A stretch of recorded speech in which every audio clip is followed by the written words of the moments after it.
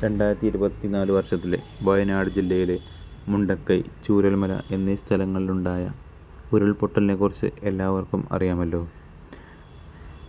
ആ ഉരുൾപൊട്ടലിൻ്റെ ഒരു പ്രതിഫലനമെന്ന നിലയിൽ മലപ്പുറം ജില്ലയിലെ പോത്തുകല്ല് മുണ്ടേരി ഭാഗത്തെ ചാലിയാറിൻ്റെ ദൃശ്യങ്ങളാണ് ഇപ്പോൾ നിങ്ങൾ കണ്ടുകൊണ്ടിരിക്കുന്നത്.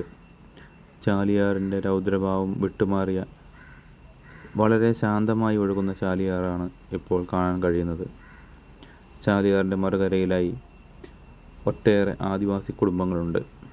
കാടിൻ്റെ മക്കളായ അവർക്ക് പ്രളയമെന്നോ മഴ കൂടിയാലോ ആരും സഹായിക്കാനോ ഒന്നുമില്ല. അവരുടെ ഒരു വീഡിയോ ഈ അടുത്ത് ഇറങ്ങിയിരുന്നു. അവരുടെ കുട്ടികൾക്ക് പഠിക്കാൻ പോകാനുള്ള സാഹചര്യങ്ങളില്ല, ഭക്ഷണം കഴിക്കാൻ സാധനങ്ങൾ കൊണ്ടുവരാൻ കഴിയുന്നില്ല. അങ്ങനെ ഒട്ടേറെ പരാതികളും പരിഭവങ്ങളുമായി അവർ ഇന്നും ആ കാടിനുള്ളിൽ കഴിയുകയാണ്. രൗദ്രഭാവം കാണിക്കുന്ന ചാലിയാറിൻ്റെ അവസ്ഥ ഇതിനു മുന്നേ നമ്മൾ കണ്ടിട്ടുള്ളതാണ്. ഇങ്ങനെയും അവശിഷ്ടങ്ങൾ വന്ന് അടിഞ്ഞ് വെള്ളം തീരെയില്ലാത്ത ചാലിയാറിൻ്റെ അവസ്ഥ രണ്ടാമത്തെ കാഴ്ചയാണ്. ഉരുൾപൊട്ടലിൽ വന്നടിഞ്ഞ അവശിഷ്ടങ്ങളും എല്ലാം തന്നെ ചാലിയാറിൻ്റെ ഒരു സൈഡിൽ കാണാൻ കഴിയുന്നതാണ്. തീരെ വെള്ളമില്ലാത്ത ചാലിയാറിനെ കാണാൻ ഒട്ടും ഭംഗിയില്ല. ഈ ജില്ലയിൽ നിന്നും മറ്റ് അനേകം ജില്ലകളിൽ നിന്നും മനസ്സലിവും കാരുണ്യവും മനസ്സിൽ കൊണ്ടു നടക്കുന്ന ഒരുപാട് ആളുകളുണ്ട് ഇന്നും ഈ നാട്ടിൽ. ഇന്ന് മുണ്ടേരി ഭാഗത്ത് പോയപ്പോൾ അപ്രതീക്ഷിതമായി കണ്ട ഒരു കാഴ്ചയാണിത്. മുണ്ടേരി ഫാമിലൂടെ പോകുമ്പോൾ എൻ്റെ വാഹനത്തിന് മുന്നിലായി മറ്റൊരു ആംബുലൻസ് പോകുന്നുണ്ടായിരുന്നു. മനസ്സിൽ എന്തൊക്കെയോ തോന്നിയ നിമിഷങ്ങളായിരുന്നു അത്. എന്നാൽ ആംബുലൻസിനടുത്തേക്ക് ചെന്നപ്പോഴാണ് അതിനകത്ത് കുറേ പൊതികൾ കണ്ടത്. എന്താണെന്നറിയാൻ ഞാൻ കുറേ നേരം കാത്തിരുന്നു. ആംബുലൻസ് നേരെ പോകുന്നത് ഇരുട്ടുകുത്തി കോളനിയുടെ അടുത്തേക്കാണെന്ന് എനിക്ക് മനസ്സിലായി. അതുകൊണ്ട് ഞാനും അതിന് പുറകെ തന്നെ പോയി. ഞാൻ എത്തിയപ്പോഴേക്ക് അതിലുണ്ടായ സാധനങ്ങൾ എടുത്ത് ചങ്ങാടത്തിലേക്ക് കയറ്റുന്ന തിരക്കിലായിരുന്നു.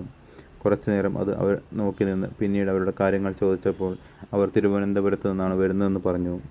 ഉരുൾപൊട്ടലിൻ്റെ ശേഷം ഉണ്ടായ ആദിവാസികളുടെ വീഡിയോ കാണാൻ ഇടയായതും മറ്റു കാരണങ്ങളും അവർ എനിക്ക് പറഞ്ഞു തന്നു. അവർക്ക് വേണ്ട ചെറിയ സഹായങ്ങളായി വന്നതാണ് എന്ന് അവർ വീണ്ടും അവർ ആവർത്തിച്ച് പറഞ്ഞു. ഇത്തവണത്തെ വെള്ളപ്പൊക്കത്തിൽ വന്നടിഞ്ഞ വലിയ വലിയ പാറക്കഷ്ണങ്ങളും വലിയ മരങ്ങളും അവശിഷ്ടങ്ങളും എല്ലാം തന്നെ പുഴയുടെ സൈഡിലായി കിടക്കുന്നുണ്ടായിരുന്നു. കോളനിയിലേക്ക് പോകാനുള്ള ഗതാഗത മാർഗം, ചെറിയൊരു റോഡ് മാർഗം അമ്പേ തകർന്നിരിക്കുന്നു. കുറേ നേരത്തെ കാത്തിരിപ്പിന് ശേഷം വാഹനത്തിൽ കൊണ്ടുവന്ന പൊതികളെല്ലാം ചങ്ങാടത്തിൽ കയറ്റി. ഒരാൾ ആദ്യമേ കയറി സ്ഥാനം പിടിച്ചിരിക്കുന്നുണ്ടായിരുന്നു.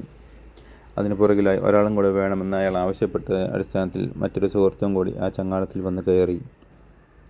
പൊതുവെ ഒഴുക്ക് കൂടിയ സാഹചര്യമായിരുന്നു അന്നുണ്ടായിരുന്നത്.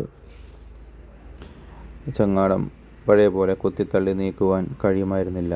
പകരം രണ്ടാൾ വളരെ കഷ്ടപ്പെട്ട് അത് തള്ളി നീക്കുന്ന കാഴ്ചയാണ് കാണുന്നത്. ഉറക്കെ വിളിച്ച് അപ്പുറം മറുകരയിലുണ്ടായിരുന്ന ഒരാളുടെ കൂടി വരാൻ പറയുന്നത് എനിക്ക് കേൾക്കാമായിരുന്നു.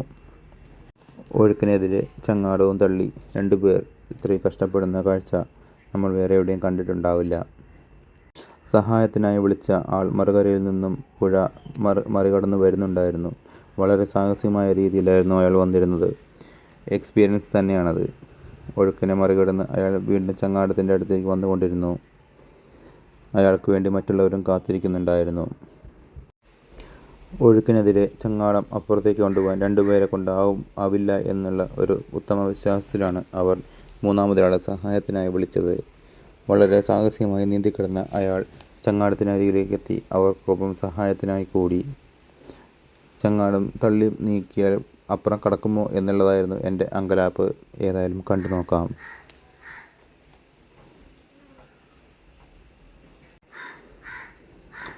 പുഴയുടെ നടുവിൽ നല്ല ഒഴുക്കുണ്ട്. നമ്മൾ കാണുമ്പോൾ തന്നെ അറിയാം.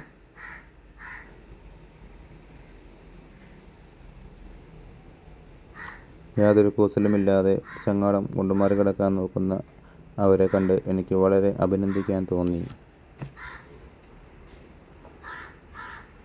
ഒഴുക്കിനനുസരിച്ച് കുറച്ച് താഴത്തേക്ക് പോകുന്നുണ്ടായിരുന്നുവെങ്കിലും വളരെ കഷ്ടപ്പെട്ട് അവർ ആ ചങ്ങാടം കരക്കടുപ്പിക്കാൻ നോക്കുന്ന കാഴ്ചയാണ്.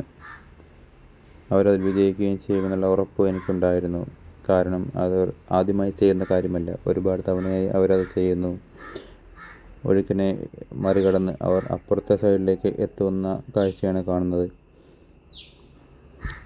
ഒഴുക്ക് താരതമ്യേന വളരെ ചെറുതായിട്ടാണ് അവർക്ക് അനുഭവപ്പെടുന്നത്. അവർ അക്കരയ്ക്ക് അടുത്തുകൊണ്ടിരുന്നു. അവിടെ കാൽമുട്ടിൻ്റെ അത്ര മാത്രമേ വെള്ളമുള്ളൂ എന്ന് എനിക്ക് മനസ്സിലായി. ബാക്കി കയറ് കെട്ടി വലിക്കുന്ന കാഴ്ചയാണ് കാണുന്നത്.